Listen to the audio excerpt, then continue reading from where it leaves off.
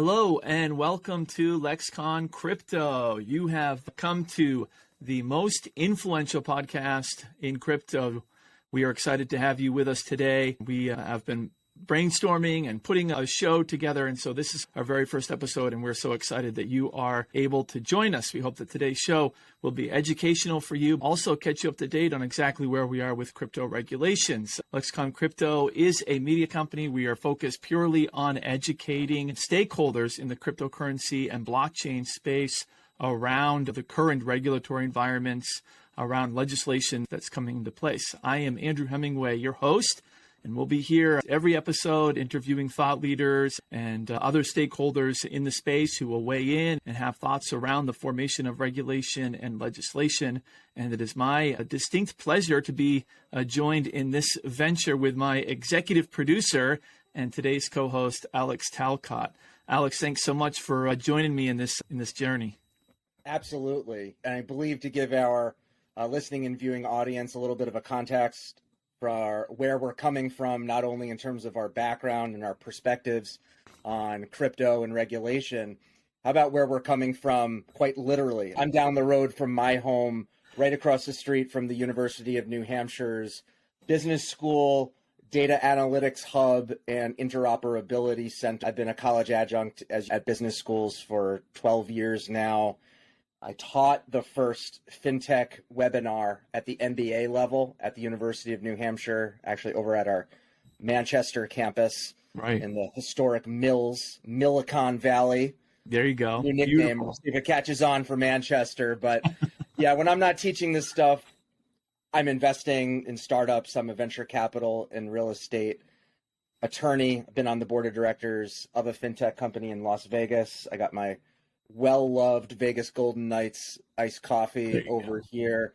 So I'm coming at this as the lawyer investor type. One thing that Andrew and I share is a deep interest in being aware and active in politics. We met in the context of a presidential campaign. Yes. I was actually sponsoring an event with Vice President Pence last evening. I was with the governor of Arizona last week, and that's just what I do. Right. There's a saying in the law, a good lawyer knows the law, a great lawyer knows the judge. I like to know the law enforcers, the executives, the lawmakers as much as possible. I fashion myself a serial entrepreneur, but I can't keep up with Andrew. This project really was Andrew's idea. I'd like to throw it back to him and have him tell us a bit about who he is. And the lame question that you're never supposed to ask in an interview is, where do you get your ideas? So, Andrew, who are you and how did this project come to fruition? This is a difficult question, but I think you hit on something which is really key, which is our geographical location. While certainly historic and symbolic, New Hampshire plays a very pivotal role in the selection of presidents. And also, New Hampshire has played a very pivotal role in the formation of cryptocurrency and blockchain in the United States. So there was a little known but influential project started almost 20 years ago now called the Free State Project. And what's interesting or relevant about this is that about 10 years ago, they started the first group of Bitcoin millionaires moving and coming to New Hampshire. And many were being recruited, in fact, and coming to build some referred to it as like a little Taiwan or something that would set them apart from the rest of the current financial system. Now, Alex and I aren't a part of that, and certainly we have many friends there, but we haven't necessarily ascribed to that. But it's relevant because coin and cryptocurrency, even from 2010 and onward, was a visible and critical part of the culture here in New Hampshire. And we were able to gain exposure to that, gain exposure to Bitcoin millionaires, Bitcoin entrepreneurs, men and women who were building businesses around Bitcoin, starting all the way back then. I remember I spoke at a conference in 2010, a Liberty conference, on the impact of blockchain on the size and relevance of government, specifically in the police force. I appreciate you sharing the credit right there, because our media company is a convening of sorts, but it would be disingenuous if we pretended that a certain number of our very influential stakeholders aren't already here, aren't Correct. Already in our network, aren't already in our state, as it were. We do have a unique opportunity to elevate personalities and policies. And so we're very fortunate to have that, but I know you and I both travel very extensively.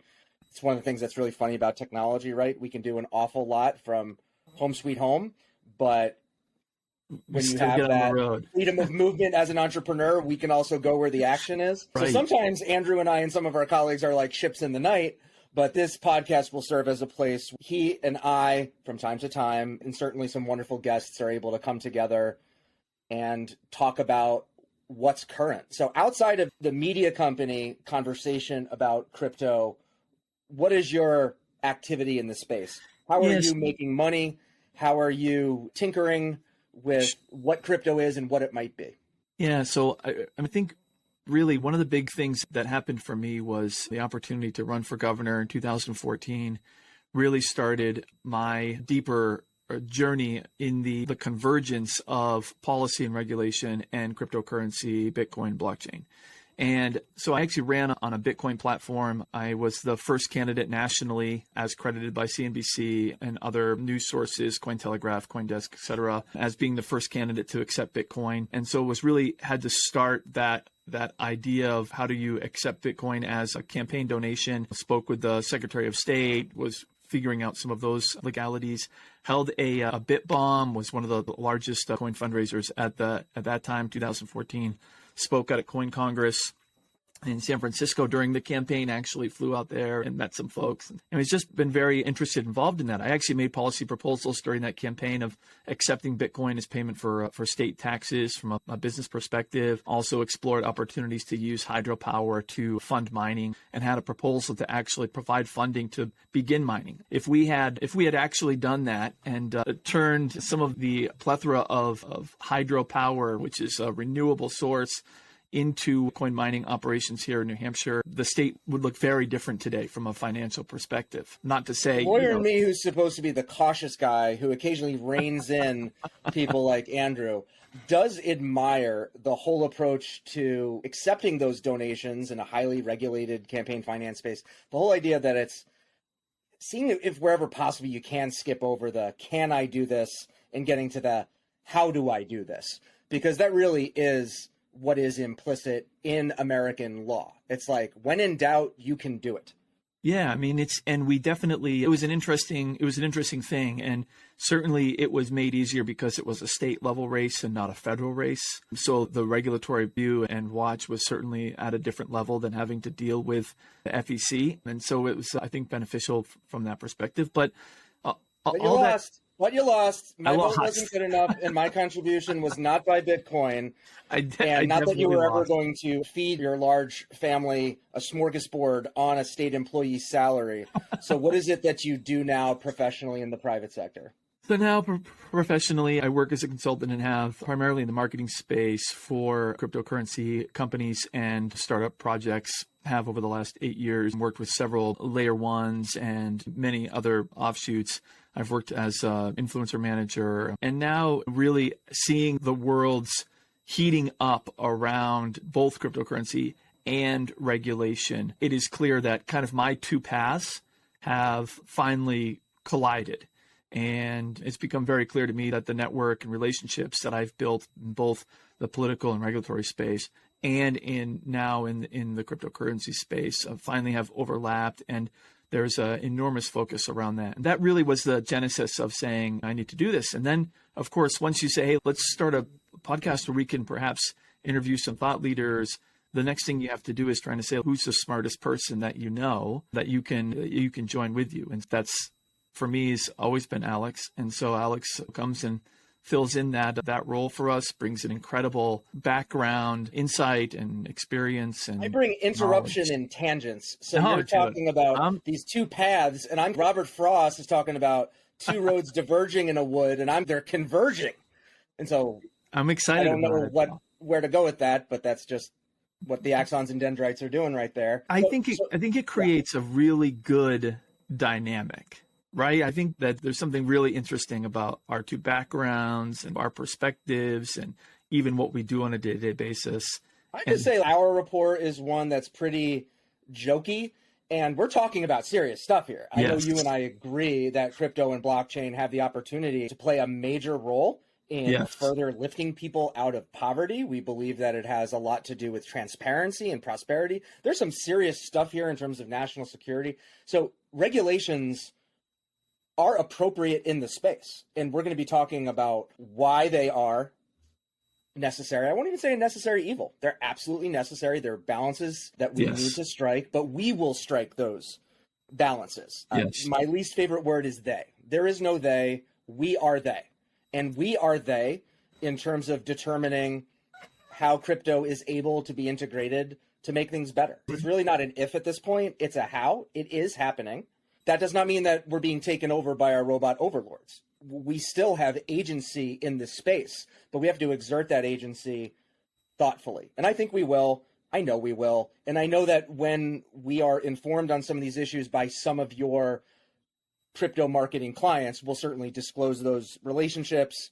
For people listening, we are open to advertisers, but this is certainly not a pay-to-play platform. Correct. This is conversational. This is academic. This is extemporaneous. If there's any bias, it really is just that bias that we want this to work out. Yeah. We will identify some yellow flags where we see them and red flags occasionally, but we are decidedly on the side of leveraging this for human good. But I think it's also important that neither of us really have any sway or influence on the formation of legislation or the application of regulation. So no more than any other citizen who might draft something on the back of a napkin and send it in. And if it's better than the ideas of interest groups or individual legislators, maybe it gets noticed. I would like to be a forum where some of those great ideas emerge. The states being laboratories of democracy, which is often a wonderful thing, that's a heavy lift in an advanced technological space that has consumer protection implications. So as much as I love our small state of New Hampshire, it as a government body, the state government of New Hampshire, will maybe develop some best practices with respect to crypto and crypto regulation, but they're going to need some people from outside of elected public office get this right.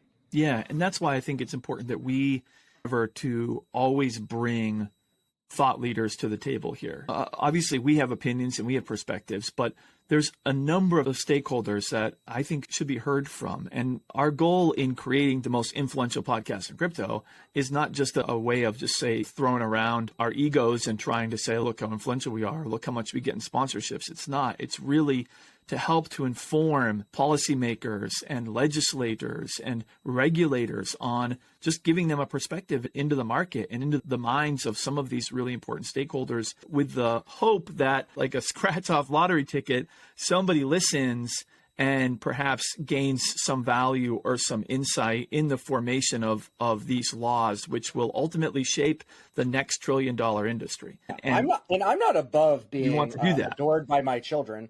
And I hope that this is the sort of thing that our children and our grandchildren maybe thank us for. If nothing else, this is a time capsule of us thinking through stuff. They might laugh at us for, there might be some things that have just become like mores, like accepted norms. And wait, they were talking about this? This is the way that children pay for Photopop. You know what I mean? Like, this might not age well, and I'm fine with it. It's that influential space, that's awesome. If we become cause for being the butt of jokes as we age, I'm totally okay with that as well. We've been there before, haven't we? Yeah, absolutely. Yeah, dad jokes are not funny. Get that memo loud and clear, and I vow to make them worse and worse with time. There you go, man. There you go. But let's talk about this. Let's talk about where you stay on top of your crypto news. We might be a place where we and our guests want to make some news, but when we are just doing our due diligence in preparation for some of these conversations, where is it that you go to find your crypto regulatory news?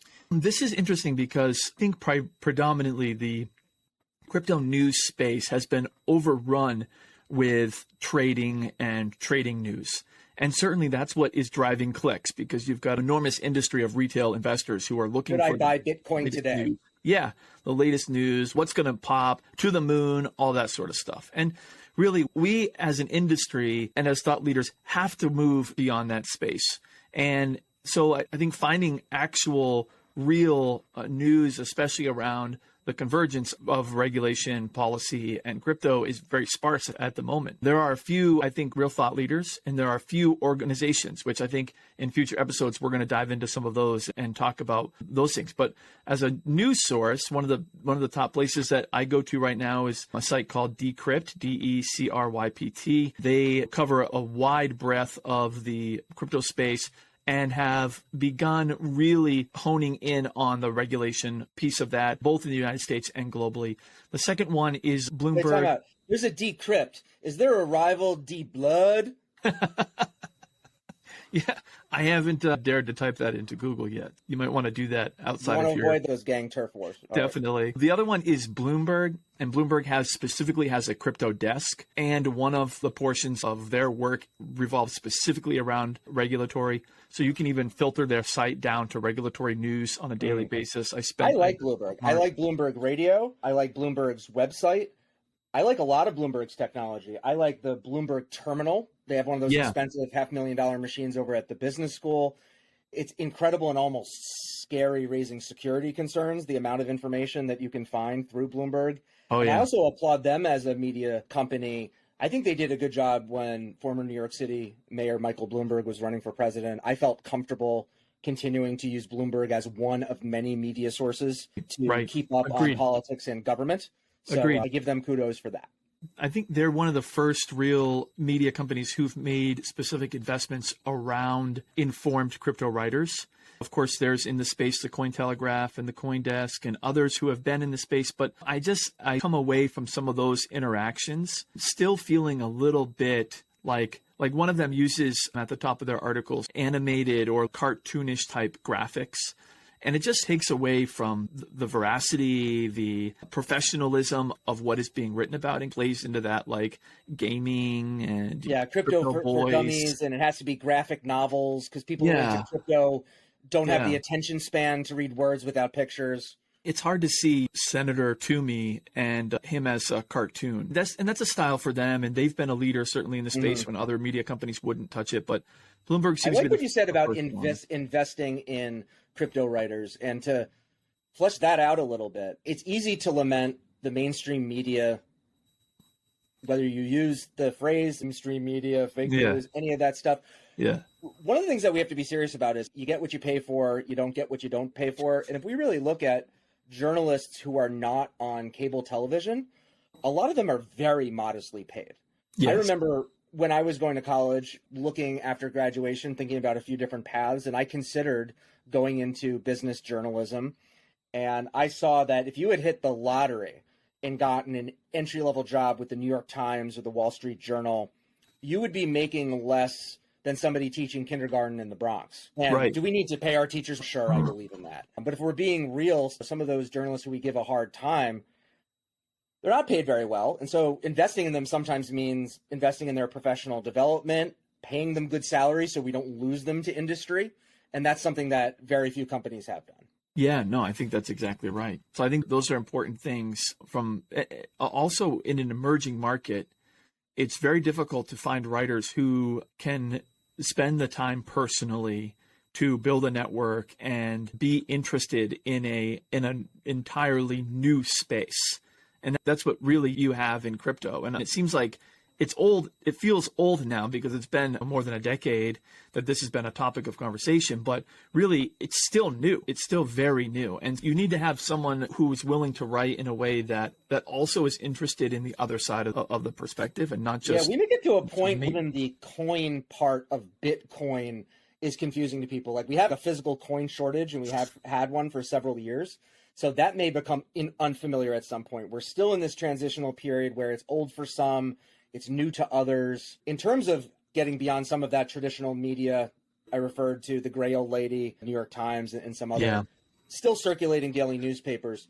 The number one news source for Americans for the last number of years has been social media. Are there social media outlets that help you notice news or analysis, or that you use as any kind of a screen for your crypto news? Yeah, I think that what's been the most useful for me certainly has just been LinkedIn. Mm-hmm. And there's that platform today still has been able to retain by holding on ferociously, I think, to being a professional platform. And they've done a really great job at maintaining professional decorum, I think, on across the platform, at least with the audience and people that I follow. Now that you mentioned that, something that I have to reflect on is checking like my own confirmation bias, because the way that a lot of those algorithms work, certainly your engagement with certain crypto posts pops up in my feed in a certain way. So a decent bit about what I know and what I think about crypto is largely influenced by what you've taken the initiative to know. So sure, I got to be mindful of that. Yeah, no, that's definitely true. But access to thought leaders, seeing what they're writing, what I find most useful about LinkedIn from just trying to gain knowledge and see what's happening in the space is a lot of times reporters won't publish a new study gets published. For instance, the Global Blockchain Business Council is regularly publishing lengthy papers. Sarah Green is part of as one of the UK regulators, recently published a 548-page study on digital assets in their definition. And you don't come across those things in your normal news sources. And what's interesting is that LinkedIn is a place where people are publishing them themselves, putting them out there for themselves, and you're able to identify them. And then also you're able to go back and ask questions directly to the author. Now, Sarah Green is someone that I think I really admire, look up to as a regulator. She's informed and smart. She's an advocate for the industry and the space. And so I definitely hope that we can get her on the show at some point. But one of the benefits is that I'm reading the paper and I'm asking her questions in real time. And she's there on LinkedIn answering and coming back with answers on how they were thinking about certain things. I mean, I don't know another platform where that's possible. And so I'm really thankful for that. I really am hoping that perhaps more U.S.-based regulators and more U.S.-based legislators would also take the opportunity to engage in a forum where there's some give and take. It seems to me like LinkedIn is a great place for that. So I would get on there. I'd search by hashtags, crypto news or crypto policy. And I think LinkedIn does a great job of, from an algorithm perspective, giving you some of those top leaders. Start looking at them, find out who they're following and see who their posts they're engaging with. And you do that over a couple of days, and you're going to have a feed that's full of updated news and be able to stay right on top of things pretty easily. And I certainly, indeed, also expect to have regulators on the show. We'll be inviting legislators as well. When you said legislators, that reminded me, of course, we're in a even-numbered election year. I know you and I agree that we don't expect there to be news made out of Washington in crypto regulation until after the November election. It is the case that regulatory bodies, once you get this close to every U.S. House seat being up for re-election and a third of the Senate and all these governor seats, it's going to be a hands-off time when it comes to legislation and policy. In terms of stuff that is going on right now, I know there are a couple articles, items that we've curated that we wanted to touch base on that are fresh and current, at least as of August 18th. When Andrew and I are talking, we're going to work to release this ASAP. But there was one piece in Bloomberg about stable coins in the crosshairs. What's going on with stable coins? Stable coins from a regulatory perspective have always been a little challenging because the primary concern for regulators, as I can understand it, there's certainly different perspectives on this. But one, there's a very great void of clear regulation around crypto in general, which is part of the problem. It's very gray. It's very murky. Many people are saying that I've spoken to who perhaps aren't as informed are saying that stable coins don't bring the stability and the clarity. It's such a nice word. A lot of times stable coins, a lot of them are backed by other cryptocurrencies. And the idea that they are stable is that they would use either a manual or an algorithmic mechanism to maintain essentially their price. And they have to use a lot of other currency mechanisms in order to do that. And so sometimes it's USDC or USDT, sometimes it's other stable coins. And so what you have essentially is a number of stable coins that are all dependent on the other stable coins. And it can create a situation that, of course, from a regulatory perspective. Yeah, it sounds in 2007, 2008 mortgage-backed securities. I think that securitize things by stacking up a bunch of junk. you may not get that much diversification. You may not de-risk that much. Yeah, and that's why we recently saw stablecoin Luna, who bottomed out and couldn't endure essentially the bottoming out of the crypto market. Essentially, they were essentially over leveraged to a degree where they were unable to maintain that stake. We saw other stablecoins lose their peg. Some were able to regain that through just massive amounts of funding, but others, I think, were not. So, I mean, all of that to say, as part of this regulatory environment today, there's a great emphasis around specifically around stablecoins. And that's important because the way that most currency is used or moved in the crypto space is you might trade, I don't know, some altcoin, SHIB or Litecoin or something like that. A lot of times, though, before you get that back to actual dollars in your bank account, you go back to a USDT or USDC. So you're moving money back into a stable coin and then into fiat. And so that middle layer of stable coins to the fiat, back to the future. There's something there. Yeah. Somebody meme that. There you go. But it's very important for the market. And so the regulators are extremely concerned about it. You can see that there's a lot of attention and a lot of talk about what would qualify as valid securing of that, what needs to be a part of the makeup, and what are valid assets, what are not valid assets, what can really be considered as collateral and what cannot be considered as collateral. All of those things need to be discovered. And this article really just raises the point that says stablecoins are in the crosshair. And I think what they're doing is really saying to the large layer ones, the large funders in the space, the large venture funds, do not get involved in the stablecoin market right now. Let us come out with regulation and then decide whether or not you think it's a good idea. I think that's really what the message is that they're trying to send. Which is a market of $150 billion, as we have right in the headline in that August 15th Bloomberg piece by Emily Nicole.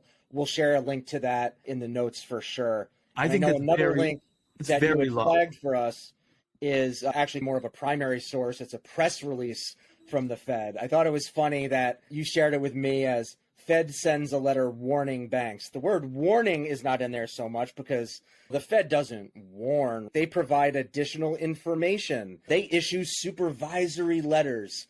But what were they really doing warning banks? And they're really saying, really stay out of the crypto market until we give you a framework in which to work off of. The problem is... No safe harbor, huh? The problem is this letter is about 5 years late.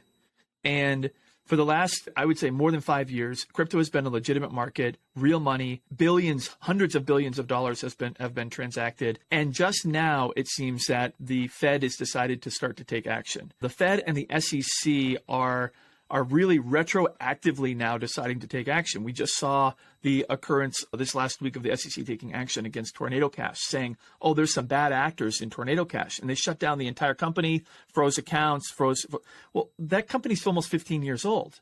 And Forget the Black Eyed Peas would say they're 2000 and late. I mean, for more than a decade, they've been monitoring this and knowing that this is occurring. So why did what was so important that it had to happen now? And why did they come in like a wrecking ball instead of just very nice? Are we going to go like woman pop star for woman pop star? Hey, Let's man. Hey. But I just think that I think what they're doing is they're trying to send a message to legislators as they're writing law. They're trying to say, hey, look, these are the issues that we're seeing. And perhaps when they don't get a good response from Capitol Hill, what they do is they say, okay, we'll highlight a couple of these things. We're going to send a letter. That becomes news. And now on Capitol Hill, the news is we don't want what happened with Tornado Cash. Tornado Cash is going to, and that incident comes up because of the action that was taken. And the SEC kind of gets their way as far as legislation forming is concerned. So I think you see the Fed trying to weigh in on this. I think you see the SEC trying to weigh in on this. And then, of course, the Ag Department, which cannot be set aside here, really see these, especially tokens. If the market is going to move away from currency and move more towards tokens, then they see them really as commodities. And I think that the CFTC, their paper, I think it was over 300 pages. They wrote a paper on digital assets. And their whole position and thinking about is, let's move away from them being called currencies because that's just too sticky. Really, they should be called commodities. And the Ag Department sees, and commodity traders see, a whole new world of digital assets. digital commodities that perhaps could come on. So anytime you hear the word token, tokenization, a lot of that I think is all revolving around commodity based. And if it's moved away from currency, suddenly the ag department has a real say in it. So that's just the overview of where the three departments are. And they're all weighing in right now, all trying to influence what comes out in the wash. So it'll be interesting to see what happens. And the entrepreneur in me multitasks right now and goes to Google domains and sees, cryptocommodity.com. Is that available for purchase? Right. Before this releases, let's see if we can hunt down some of those else and Got to figure that out. let's squat. All right. It's definitely going to happen. All right. Let's land it there. Yeah. Really enjoyed talking with you, buddy. Look forward to talking with some of our guests. I'll be on from time to time, but this will be your thing. I'll be behind the scenes hyping you. Man, I'm so excited. It's needful in the space. I think it's important. And I just feel like the convergence of our backgrounds really put us at a place to be able to be useful. Let's go. I'm excited about it. Excited about it. Right on, man. Thank you, folks, for joining us on our first episode of Lexcon Crypto. We're excited that you're here and hope that you click follow and decide to stick around for our next.